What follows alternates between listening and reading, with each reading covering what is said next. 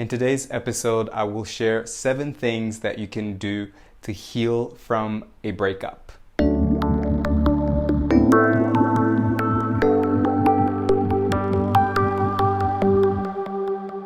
Hello, beautiful soul. Welcome to my YouTube channel or my podcast. I'm your host and guide, Caminada, and I'm here to help you awaken, heal, and expand your consciousness. Don't forget to subscribe to my YouTube channel or my podcast on Spotify or Apple Podcast, and follow me on Instagram at GuyWill, where I share exclusive daily content. We all know that breakups are hard and painful. You may have gone through a difficult breakup, or you may be going through one right now. And I wanted to share a few tools and a few things that I've personally done in the past that have helped me heal from it. So these tips are tried and tested, but obviously we all have very unique journeys towards healing, and it's impossible to give a specific recipe or a roadmap or even a timeline. So this is just me sharing a few tools and ideas that can potentially inspire you to take some action in your healing journey. Number 1, have awareness of and embrace the pain. I know that most of us want the quick fix, but when it comes to emotional healing, it doesn't work like that. First, it may take some time, and second, we need to go through the pain.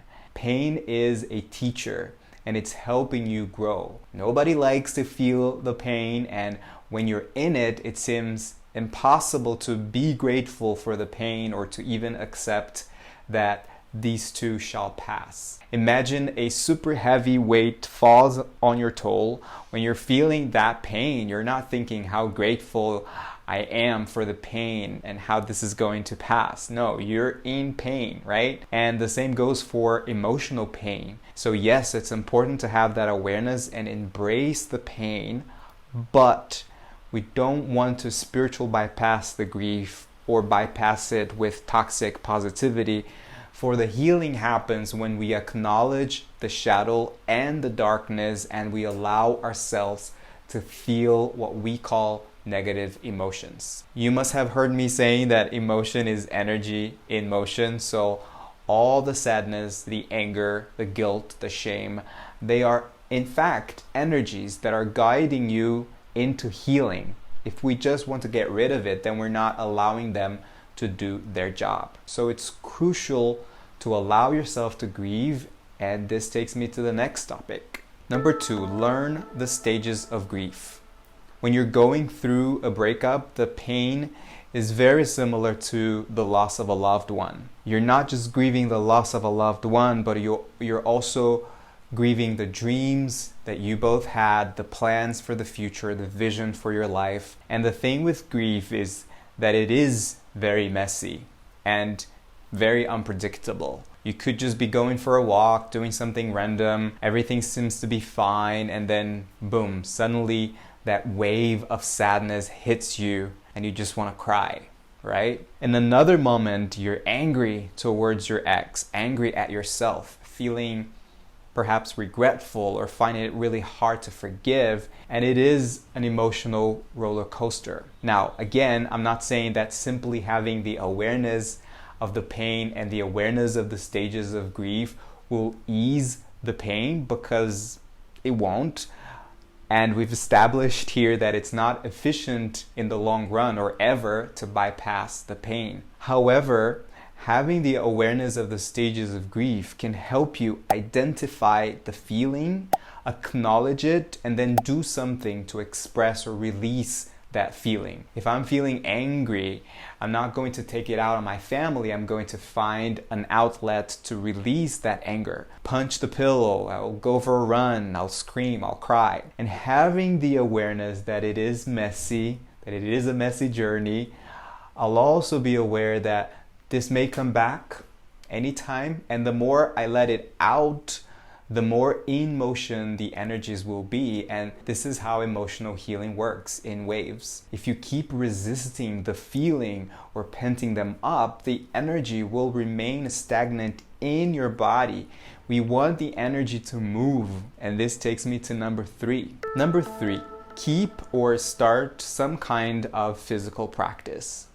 When I went through a breakup in the past, one of the things that kept me going, that kept me sane, was my commitment to my fitness routine. Yes, I know that when you're grieving, sometimes you don't even want to get up. But if you have that commitment to yourself, which is essentially a practice of self-love, I promise you will feel so much better, because just like I said, when we want energy to move, so we must literally move our physical body. When you work out or do any physical activity that you may enjoy, that's important, you're releasing endorphins, the feel-good hormone. And you can give that to yourself and that to your body, because that's the moment that you need it. And it's also super important to nurture self-compassion. Even if you go one day and you can't work out because you're crying at the gym, this happened to me, that's okay. Just count the blessing that at least you had the energy to leave the house. Keep counting every little blessing. High five you. Number 4, keep or start a spiritual practice. Just as keeping your fitness practice as a non-negotiable in your routine, keep your spiritual practice as a non-negotiable too. Just keep the daily practice, however this practice looks like for you.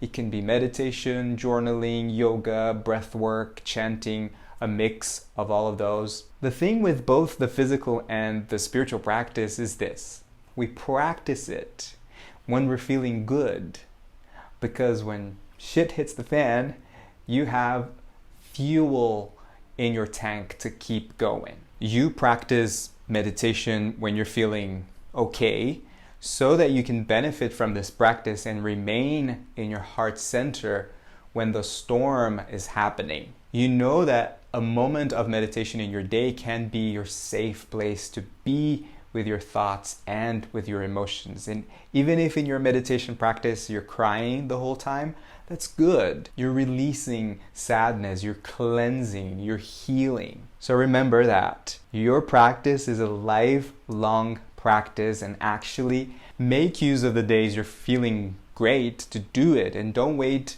to have a bad day to do it. It's actually the other way around. Number 5, dance to your favorite tunes.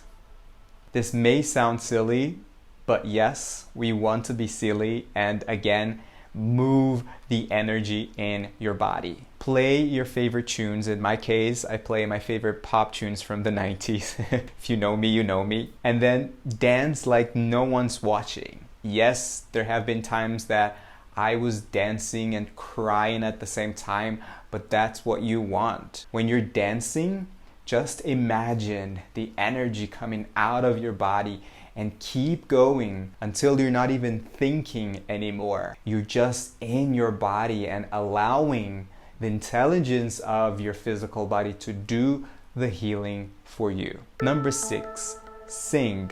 Find and free your voice. Whenever you go through a breakup, and depending on the kind of relationship you're coming out of, there's usually a lot of damage that happens to your throat chakra. Also the heart chakra, you may feel like you want to close your heart, but that's to do with forgiveness, allowing yourself to feel those emotions like I mentioned earlier. But then the other aspect is the throat chakra, because that's related to how you express your authentic self, how you express your needs, and how you communicate with others. So especially if it was a codependent or somewhat abusive relationship, you may lose your voice, you may lose your authenticity. And this is very common in relationships. Sometimes one side of it just diminishes their light and ends up blocking their self-expression in order to please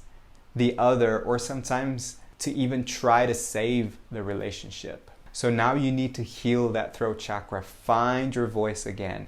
Find healthier ways to communicate and express your true self. That's why any kind of work that's related to the voice is going to be super helpful for you, whether that's chanting, saying mantras and affirmations, sounding vowels, or singing your favorite tunes, even if you're not a singer. If you like songwriting or writing like me, I also highly suggest that you put pen to paper and start pouring your emotions on it. Look at Adele. She's made a whole career out of breakups.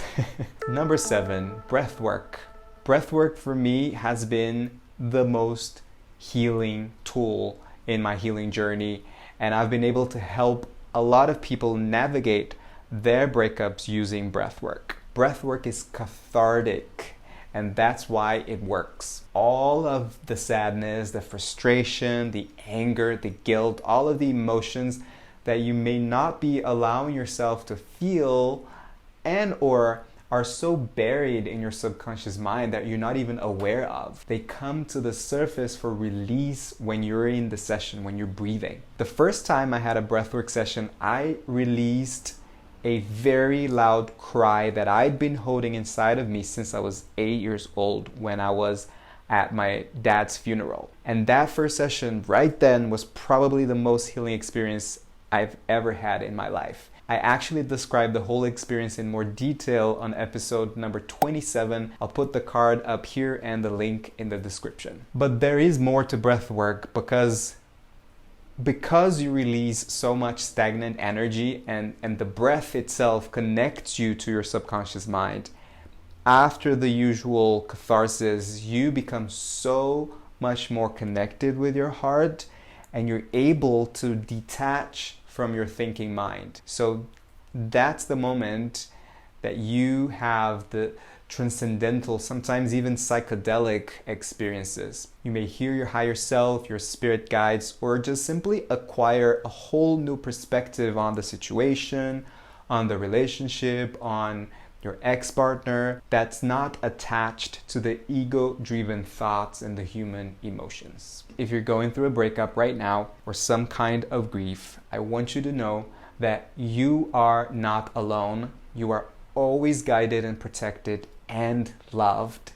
And even if you can't see or find the strength in you to keep going, I want you to know that you have that in you, and you also have an army of angels and guides around you that can assist you in your healing path. Remember that yes, time heals, but love heals. Keep loving yourself most of all. I want to leave you with the breathwork and meditation class that I have on grief called Living Through Grief. That's where I talk about the 5 stages of grief, and I guide the session where you can feel, release, open your heart, and then there's a guided meditation after the breath work. So I'll put the link in the description, and I'll also put the link to one-on-one healing sessions with me in case you're moving through grief and want a more individualized guidance and a safe space to feel, because essentially this is what's going to help you heal. You need to feel to heal. So that's it. Let me know in the comments if this has resonated with you.